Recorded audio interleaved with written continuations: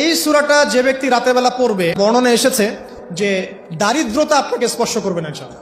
যে সুদ খাচ্ছে কি জন্য? টাকার জন্য তো নাকি? টাকা পয়সা ধন দৌলত করবেন, এই তো আপনার উদ্দেশ্য নাকি? এই জন্যই তো মায়ের সাথে জানা করছেন, তাই তো? আল্লাহ বলছেন সূরা ওয়াকিয়া পড়েন, আপনার দারিদ্রতা দূর হয়ে যাবে ইনশাআল্লাহ। বিশ্বাস হচ্ছে না? রিজিক কার হাতে?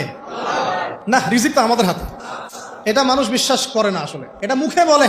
মানুষ মুখে বলে রিজিক আল্লাহর হাতে। মানুষ যদি বিশ্বাস করতো রিজিক আল্লাহর হাতে, তাহলে মানুষ কেমন করে সুদ খাবে? মনে করছে রিজিক আমার হাতে, আমি যদি খাই সুদ তাহলে আমি গেইন করব, যদি না খাই তাহলে আমি দারিদ্রতায় ভুগবো নাকি?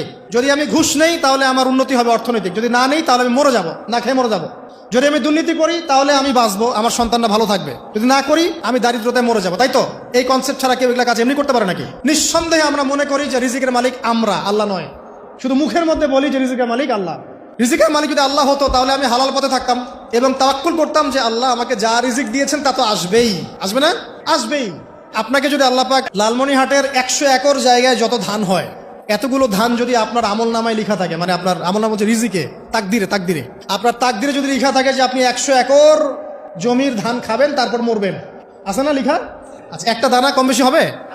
আপনি যদি আল্লাহর প্রতি তাওয়াক্কুলই করেন তাহলে আপনি হালাল পথে থাকবেন, বিশ্বাস করবেন যে আল্লাহ পাক যেটা লিখে রাখছে আমার তাকদিরে রিজিক, এর একটা দানা রেখেও আমি পৃথিবী থেকে যাব না, সিম্পল। তখন আপনার অন্য পথে যাওয়ার কোনো কারণ নাই।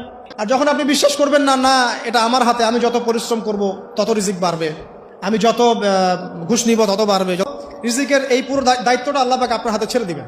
আল্লাহ পাক আপনাকে কোনো বারাকা দিবেন না। ইয়ামহাকুল্লাহু রিবা ওয়া ইউরবিস সাদাকা। সদকা করলে সম্পদ বৃদ্ধি পায়, আর রিবার মধ্য দিয়ে সম্পদ ধ্বংস হয়ে যায়, একদম মাটিতে মিশে যায়। অনেক গভীরে চলে আসছি, আসেন আবার রাতে চলে আসি। রাতটা কিভাবে এনজয় করতে হয় এটাই আমাদের আজকের লেকচারের টপিক। মানে আমরা কিন্তু জীবনটাকে অনেক বোর মনে করছি না?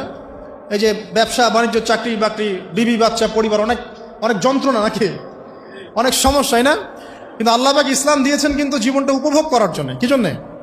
উপভোগ করার জন্যে। আমরা আগে ভাবতাম আল্লাহ পাক ইসলাম আসলে কি জন্য দিলেন মানব জাতির? উত্তর হচ্ছে 3টা। 1, ইহকালীন সাফল্য, 1। 2, পরকালের মুক্তি, আর 3 হচ্ছে আপনার জীবনটাকে উপভোগ করার জন্য। আপনি জীবনটাকে ইসলাম দিয়ে যেভাবে উপভোগ করতে পারবেন অন্য কোনো বিষয় দিয়ে পারবেন না। দেখেন কিভাবে, রাতটা নিয়ে কথা বলি। এই যে রাত হয়ে গেল, আমরা আয়াতুল কুরসি পড়বো, আমরা সূরা বাকারার শেষ 3 আয়াত পড়বো, সূরা মুলক পড়বো, আরেকটা সূরা বলি সূরা ওয়াকিয়া। কোন সূরা?